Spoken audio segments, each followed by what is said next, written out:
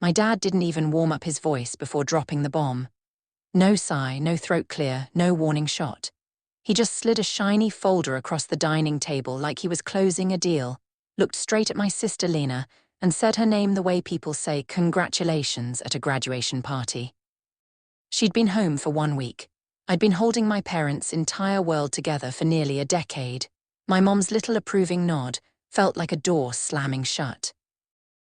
I didn't argue, didn't flinch, just placed the power of attorney and my house keys on the table, metal tapping loud enough to slice through the fake family warmth.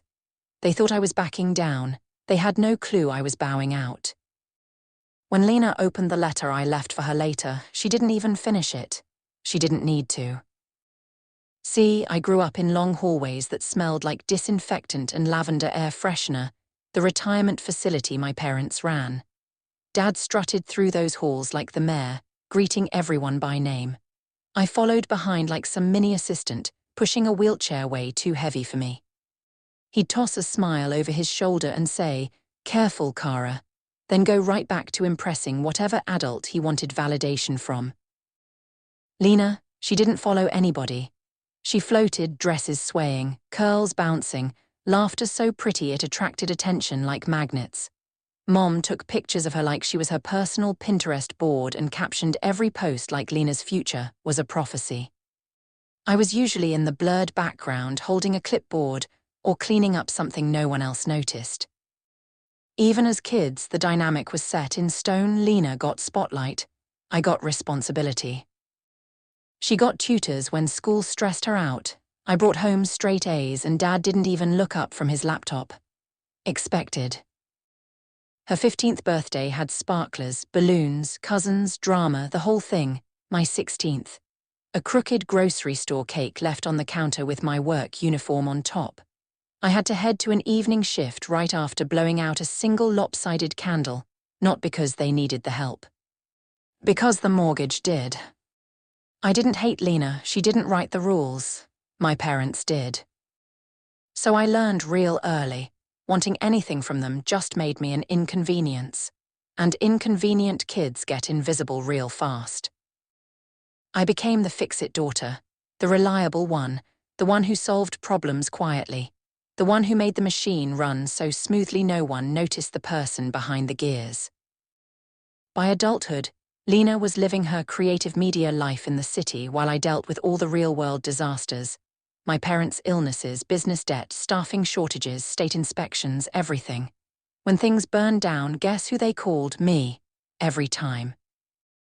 The night I signed the power of attorney, I was sitting on a vinyl hospital chair at 2 a.m., Mom whispering, "You're good with the serious things," not complimenting me, assigning me. By the time they started easing me out of meetings and handing my responsibilities to Lena behind my back, I didn't explode. I didn't throw a fit. I didn't beg. I just shifted. A storm doesn't always show up with thunder. Sometimes it rolls in quiet. And trust me, mine rolled in quiet. The first sign they were phasing me out was tiny. My name missing from an inspection email I usually handled. Then a staffing audit. Then I heard about a major succession meeting only because a nurse asked why I wasn't leading it. I stood in the supply room holding a box of wound dressings when my phone buzzed, a pic Mom sent of Lena smiling in front of our facility's sign. Caption, "Future leadership. Cute, right? Cute like a slap." Then came the family legacy celebration invitation. Gold lettering, fancy script, the whole aesthetic, and not a single mention of me even though I'd built the place's backbone for 10 straight years. That night, I walked into the kitchen where Dad and Lena were whisper planning the business future like it was a surprise party. Mom leaned on the counter like a proud manager. No one noticed me until Dad glanced up and said, "Kara, relax, you've done enough. It's time for Lena to handle the big responsibilities." Big, funny word, especially when you're talking to the person who carried all the actual big things. Mom patted my wrist gently. "You're good with the behind-the-scenes stuff, let her shine." Behind the scenes, translation, stay where we put you. Later I found a folder on the dining table, sloppy projections Lena had written, numbers wrong, plans impossible. But my parents had already initialed the corner. They didn't care if the numbers were fantasy. They cared that Lena was holding the pen. And that was the moment something inside me didn't break, it clicked. I went upstairs, opened a blank document and built a timeline. 10 years of crises I fixed, licenses I renewed, contracts I negotiated, protocols I designed, partnerships I secured. Every inspector, nurse, manager, they called me, never my parents. Our business wasn't a building, it was a system I built. The next morning, I drove across Savannah at dawn to see Dr. Hale, someone who actually believed in structure, not family theatrics. He read my notes and said one line that felt like stepping out of chains. "You don't need revenge, you need boundaries." He introduced me to Miss Rowan, a legal strategist who handled empires bigger than family egos. She reviewed everything and said, "They think they're transferring power, but they don't even understand what the power is. Licenses, mine protocols, mine partnerships, mine operational system, mine." We built a non-profit foundation, Harbour Bridge, to legally house everything intangible, the brain, not the building. My parents signed the documents without reading fine print, assuming it was routine cleanup. They unknowingly gave up control. And I didn't raise my voice, didn't warn them, didn't stop them. I just executed the paperwork with the same precision I used for medication doses. Quiet, clean, final. The night of the family legacy celebration, the place looked Instagram perfect, warm lights, gold glasses, linen napkins folded like tiny swans. My parents glowed like people who thought they'd finally won something. Lena sat between them with her perfect posture, fingers circling her wine glass like she was filming a promo for her new title. Dad tapped a spoon against his plate. "Tonight we honor the future of our family's work. Lena is ready to lead." The room clapped like it was a movie. I waited until the applause died. Then I stood up. Not dramatically, just enough for the room to notice the air shifting. I placed 3 things on the table. The keys, the power of attorney, the red envelope. The keys clicked against the table, one tiny sound, one massive shift. I slid them toward Lena. "It's all yours." People smiled, thinking I was being generous, cute. Lena opened the red envelope, started reading, eyes widened, voice cracked. What is this? This can't be real." My parents grabbed the papers, scanning like their lives depended on it. Dad's face drained, Mom's breathing turned sharp. "This says we don't own." "Anything but the buildings," I said softly, "and the debt." Mr. Hayes, the attorney who had blended into the background until this moment, stood smoothly. "Everything in that packet is accurate.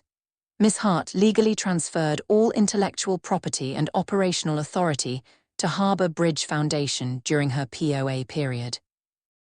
Lena whispered, "So what did you give me?" Hayes answered, 2 buildings. Without operational certification, they cannot legally function." Mom tried to save face. She can learn the standards.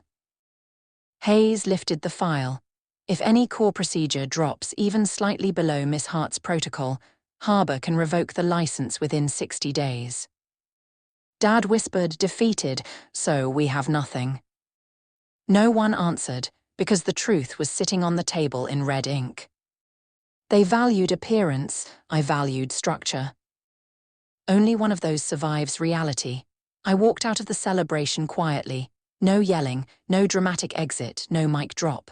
The silence behind me felt cleaner than any victory scream ever could. I didn't sleep that night, not from anxiety, from relief. The house felt too spacious without expectations stacking on every piece of furniture. By morning, the consequences rolled in exactly how physics predicted they would. Bank notices, compliance alerts, staffing issues. All going to them, the new leaders. Not me.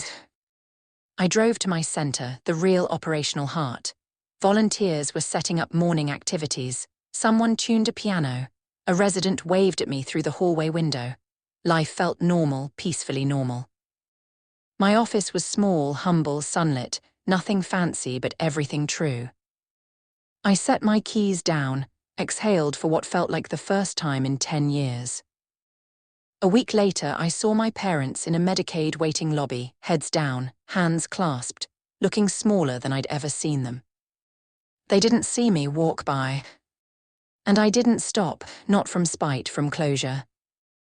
Later that month, during a site visit at an allied facility, I saw Lena pushing a resident's wheelchair. Carefully, quietly, no spotlight, no audience, just work. She didn't notice me, I let her have the moment. For once, she was touching the real world instead of a curated one. And honestly, that was enough. Some stories end in fireworks, mine ended in clarity. No screaming match, no courtroom drama, no last-minute apology monologue, just a clean line drawn across a lifetime of emotional labor.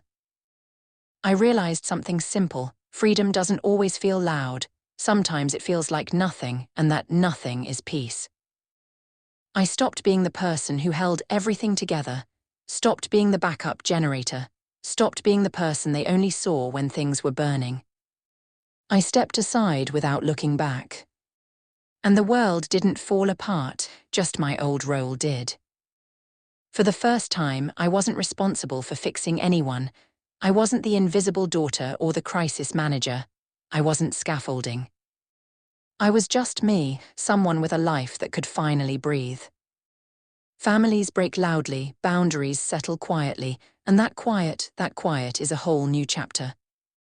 A chapter where I choose what I carry and what I leave behind. If this story stayed with you, stick around, more are coming.